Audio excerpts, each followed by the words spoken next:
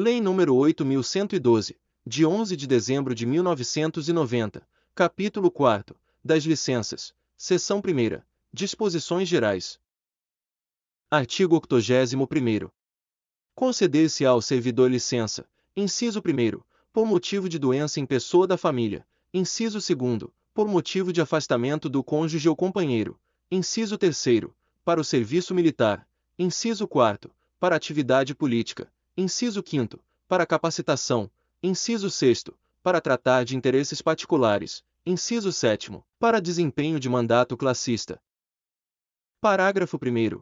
A licença prevista no inciso 1º do caput deste artigo, bem como cada uma de suas prorrogações, serão precedidas de exame por perícia médica oficial, observado o disposto no artigo 204º desta lei. Parágrafo 2. Revogado. Parágrafo 3º. É vedado o exercício de atividade remunerada durante o período da licença prevista no inciso 1º deste artigo.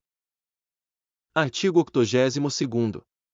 A licença concedida dentro de 60 dias do término de outra da mesma espécie será considerada como prorrogação.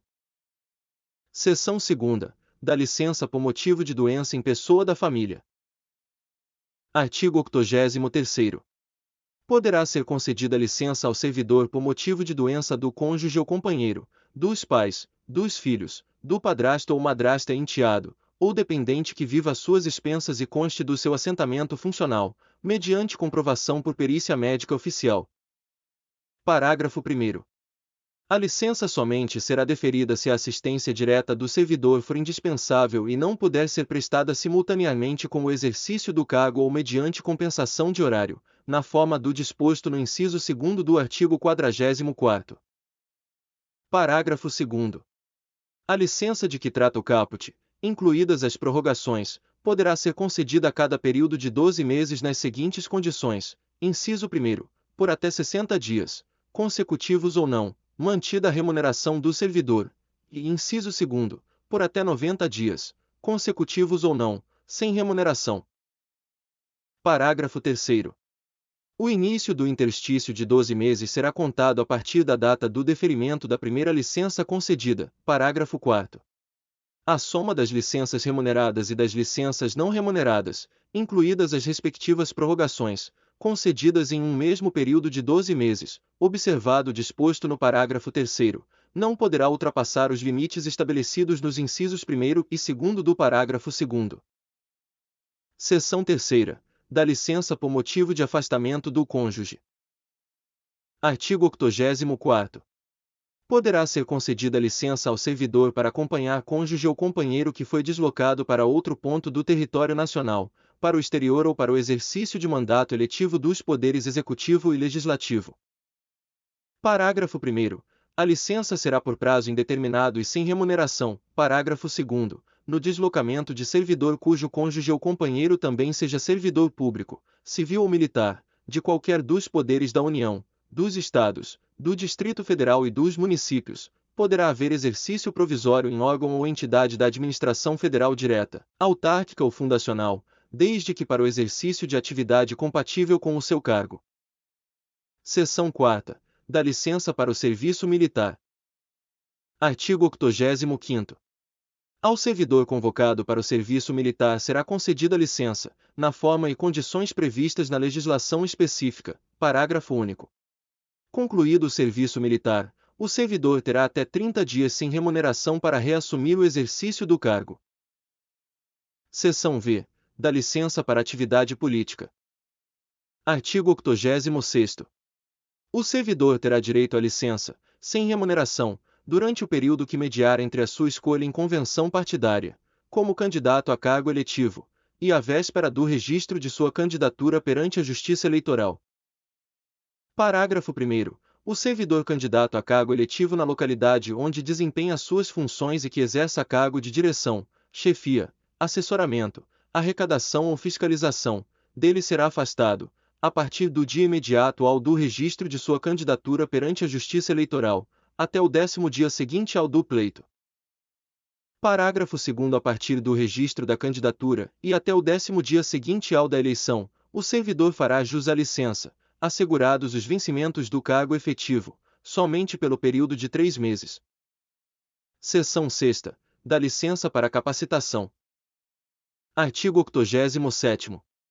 Após cada quinquênio de efetivo exercício, o servidor poderá, no interesse da administração, afastar-se do exercício do cargo efetivo, com a respectiva remuneração, por até 3 meses, para participar de curso de capacitação profissional. Parágrafo único. Os períodos de licença de que trata o caput não são acumuláveis. Artigos revogados. Seção 7ª. Da licença para tratar de interesses particulares. Artigo 91º. A critério da administração, poderão ser concedidas ao servidor ocupante de cargo efetivo, desde que não esteja em estágio probatório, licenças para o trato de assuntos particulares pelo prazo de até 3 anos consecutivos, sem remuneração. Parágrafo único. A licença poderá ser interrompida, a qualquer tempo, a pedido do servidor ou no interesse do serviço. Seção 8ª. Da licença para o desempenho de mandato classista. Artigo 92º.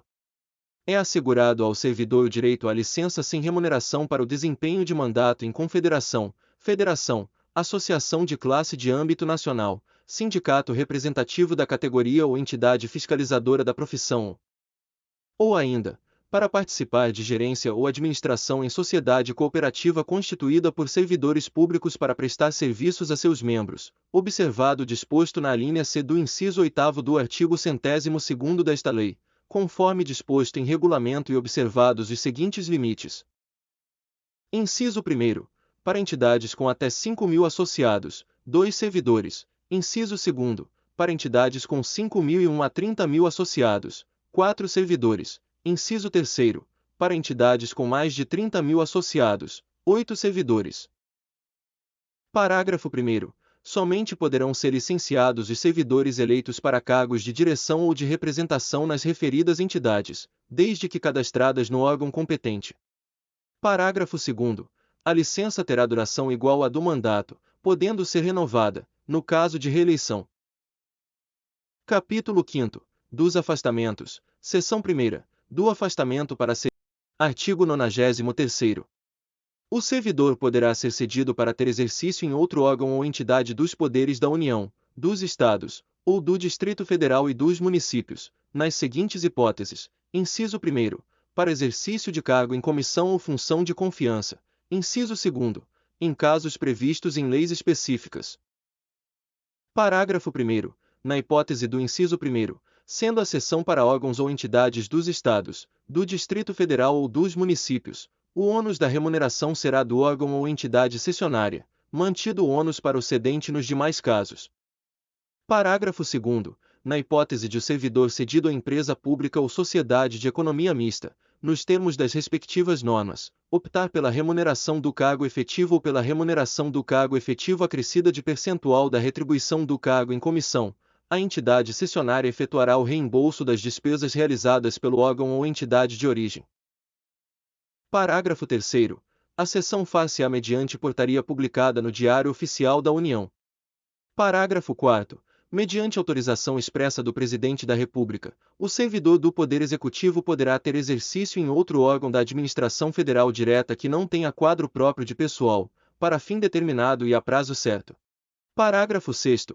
As cessões de empregados de empresa pública ou de sociedade de economia mista, que receba recursos de Tesouro Nacional para o custeio total ou parcial da sua folha de pagamento de pessoal, independem das disposições contidas nos incisos 1º e 2º e parágrafos 1º e 2º deste artigo, ficando o exercício do empregado cedido condicionado à autorização específica do Ministério do Planejamento, Orçamento e Gestão, exceto nos casos de ocupação de cargo em comissão ou função gratificada.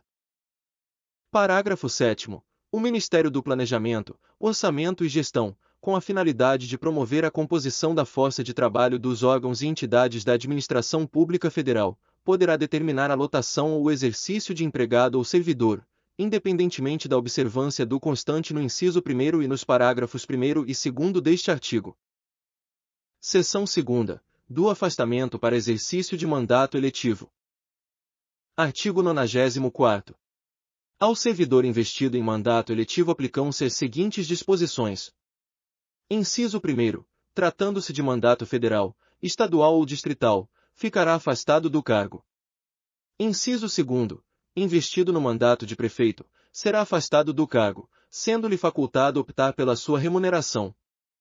Inciso 3º. Investido no mandato de vereador, alínea A, havendo compatibilidade de horário, perceberá as vantagens de seu cargo, sem prejuízo da remuneração do cargo eletivo. Alínea B. Não havendo compatibilidade de horário, será afastado do cargo, sendo-lhe facultado optar pela sua remuneração. Parágrafo 1º. No caso de afastamento do cargo, o servidor contribuirá para a Seguridade Social como se em exercício estivesse. Parágrafo 2º. O servidor investido em mandato eletivo ou classista não poderá ser removido ou redistribuído de ofício para localidade diversa daquela onde exerce o mandato. Seção 3ª. Do afastamento para estudo ou missão no exterior. Artigo 95º.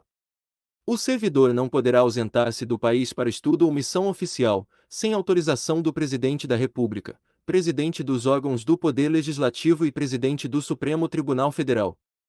Parágrafo 1º. A ausência não excederá 4 anos, e fim da missão ou estudo, somente decorrido igual período, será permitida nova ausência. Parágrafo 2º. Ao servidor beneficiado pelo disposto neste artigo não será concedida exoneração ou licença para tratar de interesse particular antes de decorrido período igual ao do afastamento, ressalvada a hipótese de ressarcimento da despesa havida com seu afastamento. Parágrafo 3º. O disposto neste artigo não se aplica aos servidores da carreira diplomática. Parágrafo 4º. As hipóteses, condições e formas para a autorização de que trata este artigo, inclusive no que se refere à remuneração do servidor, serão disciplinadas em regulamento. Artigo 96º. O afastamento de servidor para servir em organismo internacional de que o Brasil participe ou com o qual coopere dar-se-á com perda total da remuneração. Seção 4ª. Do afastamento para participação em programa de pós-graduação estrito sensu no país. Artigo 96º-A. O servidor poderá, no interesse da administração, e desde que a participação não possa ocorrer simultaneamente com o exercício do cargo ou mediante compensação de horário, afastar-se do exercício do cargo efetivo, com a respectiva remuneração, para participar em programa de pós-graduação estrito sensu em instituição de ensino superior no país. Parágrafo 1º. Ato do dirigente máximo do órgão ou entidade definirá, em conformidade com a legislação vigente, os programas de capacitação e os critérios para participação em programas de pós-graduação no país, com ou sem afastamento do servidor, que serão avaliados por um comitê constituído para este fim. Parágrafo 2º.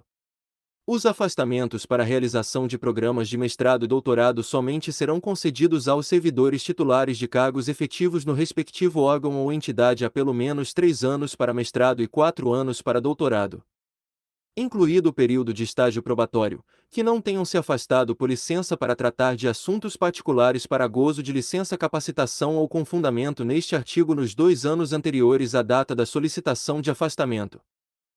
Parágrafo 3º.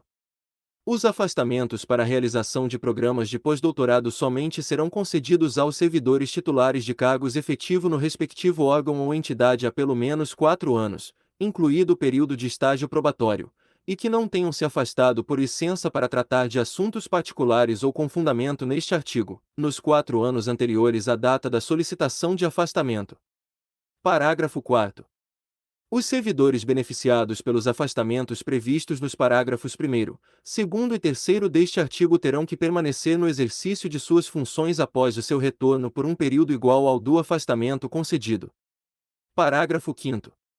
Caso o servidor venha a solicitar a exoneração do cargo ou aposentadoria, antes de cumprido o período de permanência previsto no parágrafo 4º deste artigo, deverá ressarcir o órgão ou entidade, na forma do artigo 47º da Lei nº 8.112, de 11 de dezembro de 1990, dos gastos com seu aperfeiçoamento.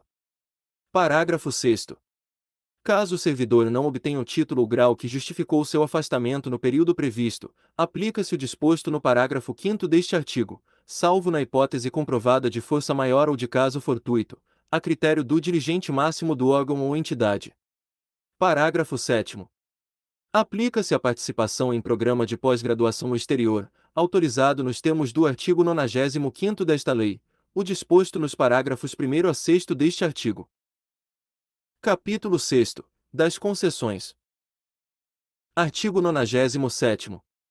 Sem qualquer prejuízo, poderá o servidor ausentar-se do serviço, inciso 1º, por um dia, para doação de sangue, inciso 2º, pelo período comprovadamente necessário para alistamento ou recadastramento eleitoral, limitado, em qualquer caso, a 2 dias, inciso 3º, por 8 dias consecutivos em razão de, alínea A, casamento, alínea B, falecimento do cônjuge, companheiro, pais, madrasta ou padrasto, filhos, enteados, menor sob guarda ou tutela e irmãos.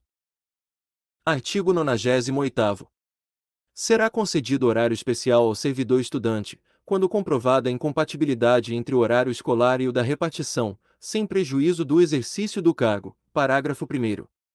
Para efeito do disposto neste artigo, será exigida a compensação de horário no órgão ou entidade que tiver exercício, respeitada a duração semanal do trabalho. Parágrafo 2º. Também será concedido horário especial ao servidor portador de deficiência, quando comprovada a necessidade por junta médica oficial, independentemente de compensação de horário. Parágrafo 3º. As disposições constantes do parágrafo 2º são extensivas ao servidor que tenha cônjuge, filho ou dependente com deficiência. Parágrafo 4º.